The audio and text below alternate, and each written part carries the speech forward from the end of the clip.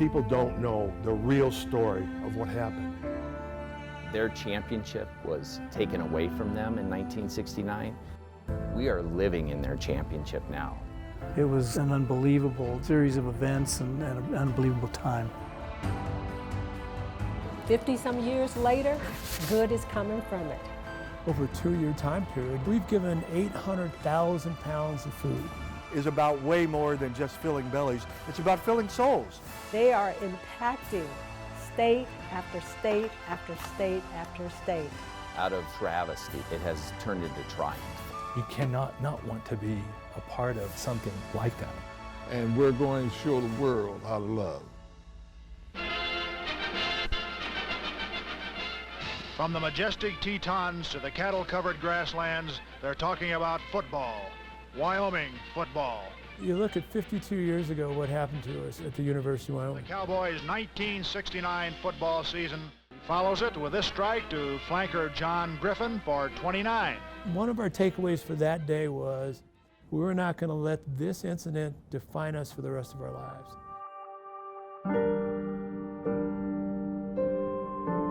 1969, October 15th, the Black Students Alliance said, you guys know who you're playing this weekend. And of course, yeah, BYU. The Cowboys taught Brigham Young a lesson in opportunism. Do you guys know who owns BYU? The Mormons. We wanted to show how we felt about specifically the Mormon church, the BYU game, and how the players, the African-American players, were treated the year before. Causing a BYU fumble with 13 seconds remaining in the half. The last game I played there, the two things happened that I will not forget is, I went up to a official and told him this guy was jumping in the back of my legs, trying to hurt me. He told me to shut up and play ball. As soon as we got off the field, the sprinklers came on. They were washing the field down. That was part of the protest. We wanted people to know that that should never happen. And if you were an African American, you could not advance in the priesthood of the church. The method we chose was to wear black armbands. And head football coach Lloyd Eaton of the Wyoming Cowboys. We said, well, let's take the armbands over there and allow him to see them. Now, the last thing we said that was really important was, if he says no, we will not wear them. Coach comes out, I'll meet you in the field house. He positions himself right in front of us, we're all seated. He walked out, and the first thing he said was, as of this moment, you're no longer a Wyoming Cowboy. As of now, you're no longer Cowboy football players. You're no longer Wyoming Cowboys. And we went, we're not going to talk about this? And that was the end. He booted us off the team, and that's how that happened. We did not refuse to play in the game. We simply went to the coach to ask permission to wear these black armbands. And then he starts spewing venom. For 2 hours, half of you don't even know who your fathers are. You're going to be on subsistence programs for the rest of your life. I got you off the street, Tony McGee, picking up cigarette butts in Battle Creek. There's no other university that will ever invite you to play football for them. We were kicked off the football team. All we were doing is asking to wear armbands. Had he said no, we would not have worn those armbands. And I knew then, we're done. Had I had the wherewithal as a 21-year-old, I would have said to the coach that day, you can spew all the kind of venom you want. I'll see you in 40 years. And we just dispersed throughout the country.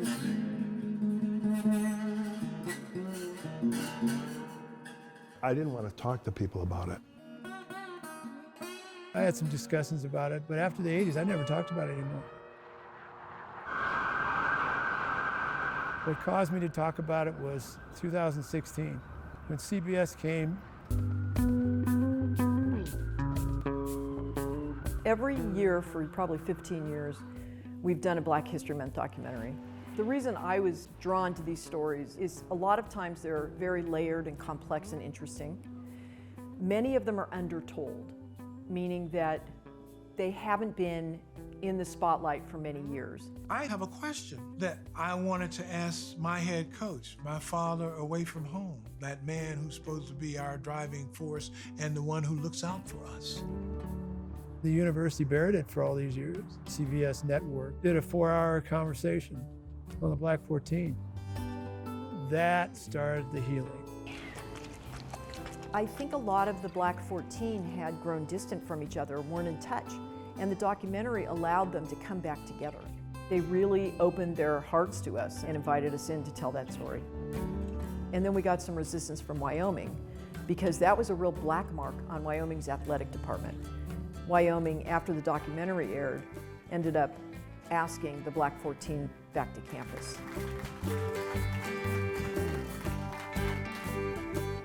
The university started making overtures. We want to do something to recognize you guys after all these years. As an institution, we believe we have learned and grown from what you had to endure.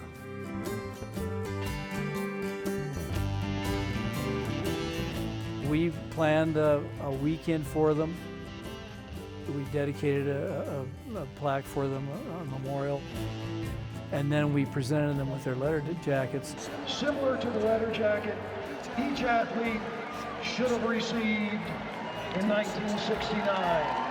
From Denver, Colorado, Ron Hill. Thank you, man. Congratulations. Number 20.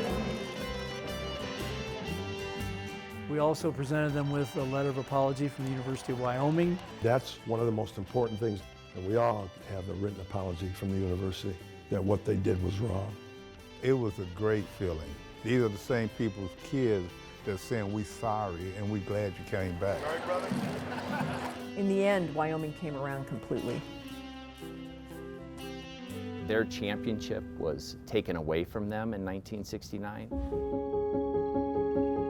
We are living in their championship now.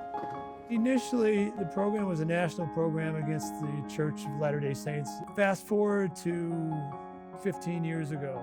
I used to tease my Mormon friends about Joseph Smith and having this revelation, and I say that dude was on smack one day, and he had all these visions, and so that's how I had, you know, that's how I was treating it. And then my son becomes a Mormon. I said, uh-oh. Well, I got to try to learn something. So Mel took the opportunity to embrace the church, to learn more about the church. And so that was the beginning of the healing. And then fast forward to the last 2 or 3 years, we decided as a group we would do something to help those in need.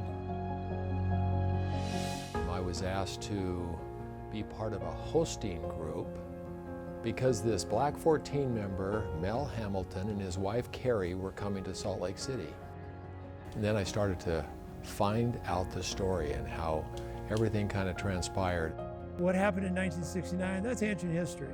Let's do something together, let's work together. And that's what Gifford brought to the table. It's a very compelling story. So when I met Mel Hamilton for the first time, I went, oh my goodness, you're the famous Mel Hamilton. I was calling Gifford because we were still in that football mode, he and I. So after that, I said, Mel, how can we help you? What can we do? And I said, I need some food for my community. I suggested, can we make it in the name of each of the Black 14 members and send an 18-wheeler full of food to their local city in their name? And he said, you would do that? And I can only imagine what the Black 14 were saying. You're not going to do that. The reason we got kicked off this team is because of you. And I think they gave us 9 truckloads of food the first time. And we went to Washington, Massachusetts, Florence, South Carolina, Wilmington, North Carolina, Ohio, 9 different communities we sent food to. I'm just proud. I'm very happy about it. We can supply them with 40,000 pounds of trucks per location. This is one truckload? This is just one truckload, right here. I remember going over to the storehouse as the trucks were being loaded up and how remarkable it was to see Black 14, Church of Jesus Christ of Latter-day Saints on every box that was being loaded into the truck. Everything that a truck would hold to go bless a community was going in the name of the Black 14 and the Church of Jesus Christ of Latter-day Saints. I have gotten so much From seeing people get the food, smile on their face. I'll see you later. Here comes the truck. I can't explain the feeling when that truck drove up with the food. He just pulls that right up and it's perfect. It was just something that went into my body that made me warm all over. To see that happen, then to see the people come and get the food is an amazing thing. And that can't help but soften you up a little bit. And he goes, "Why are you being so nice to us?" And I said, "Because we love the Lord and we love our neighbor. And Mel, you're my neighbor. I love you." Where's the driver? Very, very humble. Thanking you for completing the circle. I think I'm part of this. It's in me forever. The church owns their own farms, so they raise the grains, the corn, the beans, the fruits. They harvest it, they process it, they can it, we deliver it. And so the church tries to be self-sufficient. I'm involved in this program, administering this program. I'm a priesthood holder, working for the church now almost 30 years. I've had a front row seat of witnessing how the Lord works through his church and the resources we have and the ability we have to respond to needs in our communities. Last couple of years, we were invited to be able to work with this project and work with the Black 14. Tony McGee was the one I drew. He lives in a suburb of Metro Atlanta. I live in Atlanta. As I read the story about Mel Hamilton and things that happen, and you could easily just say, have an attitude, be mad about it, and go your own way and say, I'll never deal with this again. But I think Mel was had more foresight than that. You can't eat healthy if you don't have any food. That's right. What the Black 14 are trying to do is they're trying to make this impact. And it's all started with their hearts. You go. Appreciate you. Elder Jones, how you doing, my friend? So good. Good to see you. And it's rolling out family by family, individual by individual. And that's been the beauty of it. Thank you. And that's what was important for me, that it was going to happen here in my community. That's when I got in touch with the Christian Center, and it took off from there. I live here in Denver. Catholic Charities has always been a part of my soul. The Samaritan House, I've had that relationship since my daughter was a little kid. It was a no-brainer for me. Our first truck was 2 years ago. I grew up here. I know are suffering. My people, they're suffering.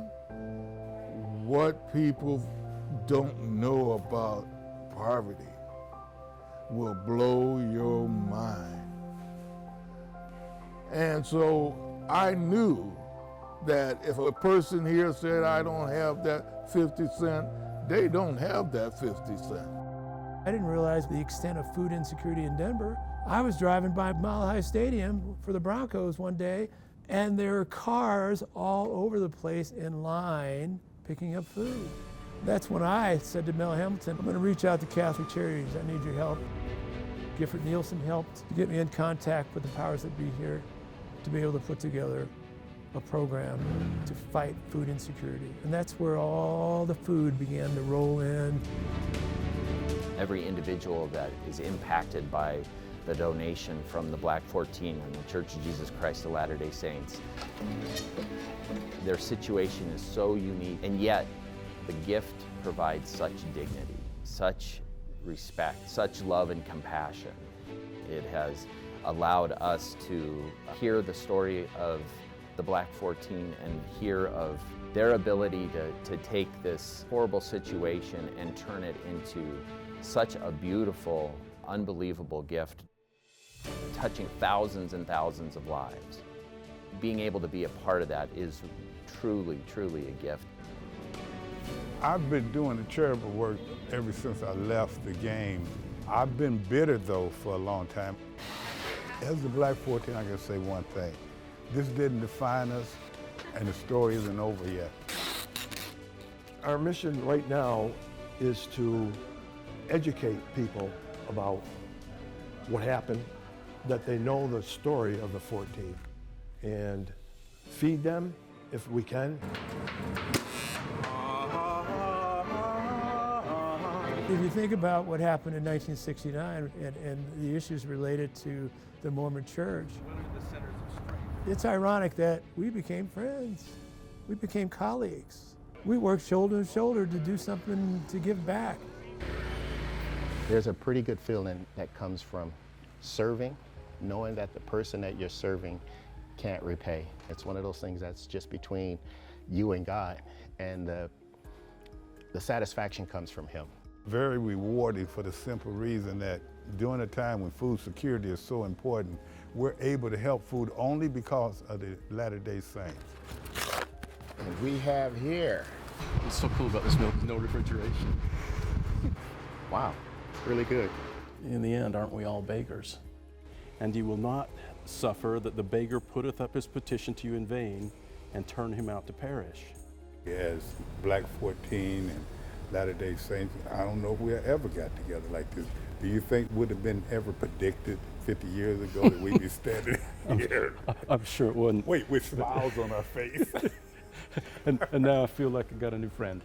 I love you both. We all depend upon that same being, even God, to provide the air we breathe, the food we eat, the clothes we wear. I think the older you get, you just realize what effect you had on people. Help me and my family to make us survive, to help us survive. What we did means more than what I thought.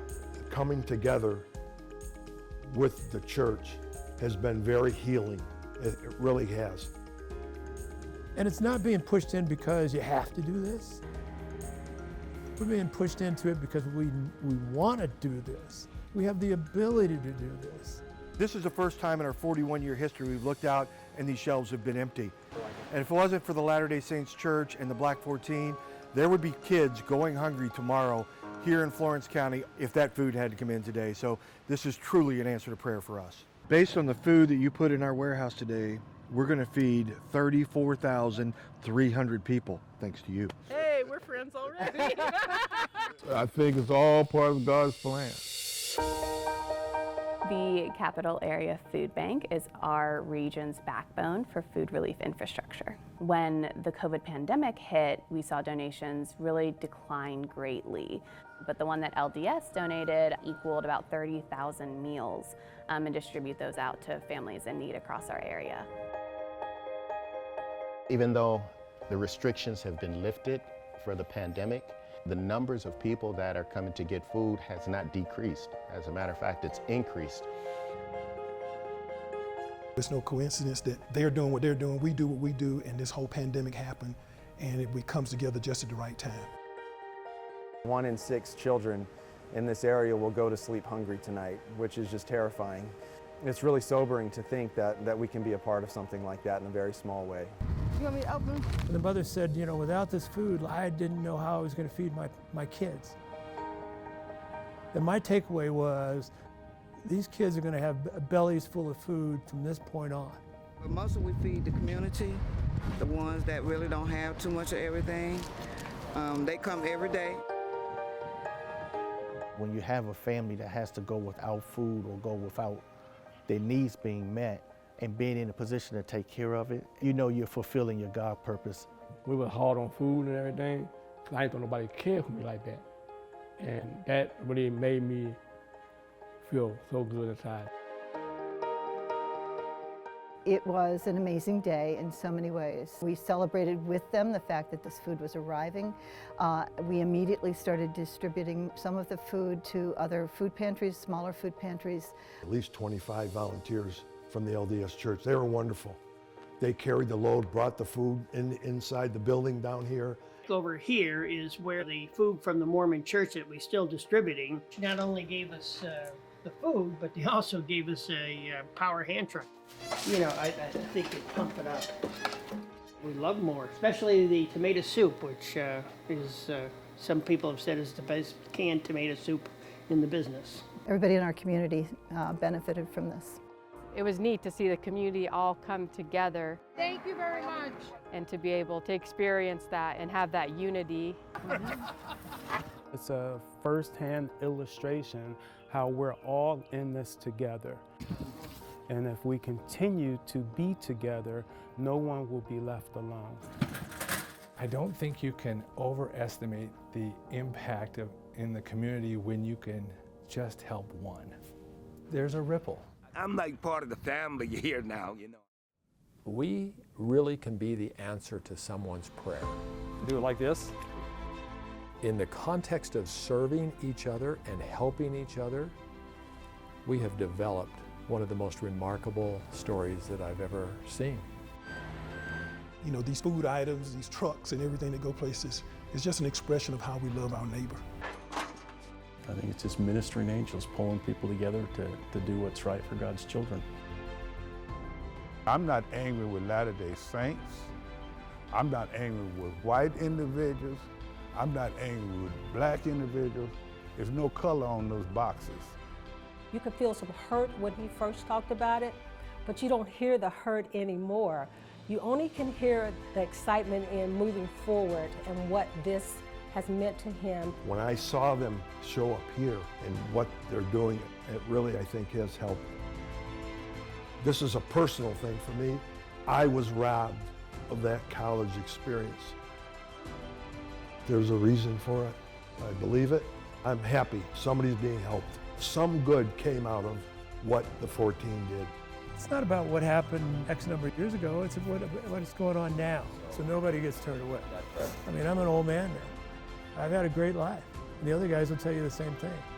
It's time to give back. It's time to share our experience. You're not only trying to kind of feed bellies, but you're trying to feed minds and help them get back on their feet. This is the godly day to be able to do this.